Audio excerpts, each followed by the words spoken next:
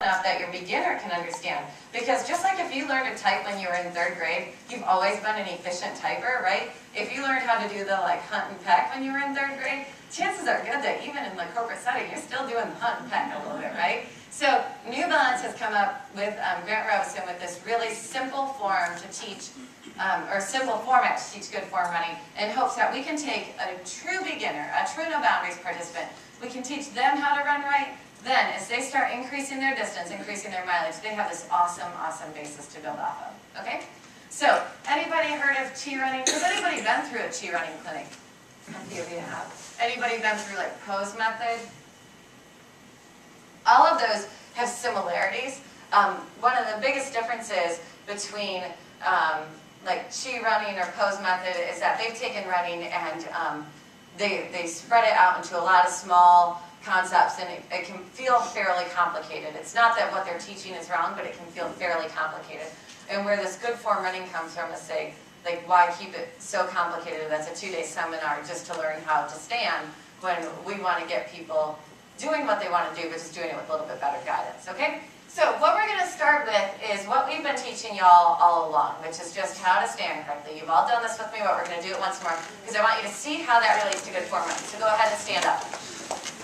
Alright, so this, how to stand properly, doesn't come from, or the way that I teach it and the way that you guys have been seeing it, doesn't necessarily come from chi running or anything like that. It actually goes back to when I was, when I got my certification as a personal trainer, they taught us how to get people to stand right. And then I started saying, hey, that makes sense to get people to run right. So that's the only place that this comes from, but it's a really easy lead-in to good form running. So, right now, I want you to take your feet hip distance apart. You guys have all done this before, right? Okay, imagine that there's a grape underneath the arch of your foot. Smash the grape, make lots and lots of room for the grape, and go halfway in between. Now bend your knees, lock out your knees, and go halfway in between. All right, now getting up to your hips, I want you to stick your tail out, and then imagine you're a scared dog and tuck it, and go halfway in between. And then shoulders, go shoulders way up, and shoulders way down, and halfway in between.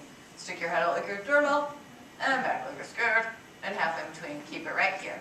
Alright, so feel this posture. Remember, the value in this posture, as we always teach it, is that all of your muscles are engaged, your core is working, no part of your body has more or less strain than another. We're not straining the knees.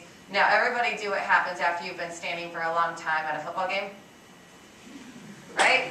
Feel the difference in your body?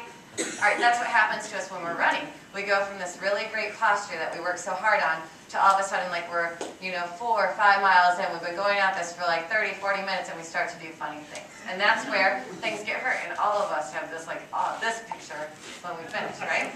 Alright? Alright, so go ahead and sit back down. So that's what we've been teaching in terms of how to stand.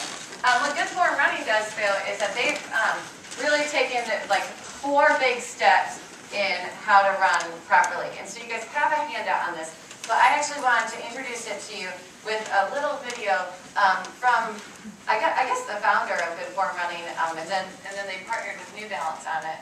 Oh no, Andrew.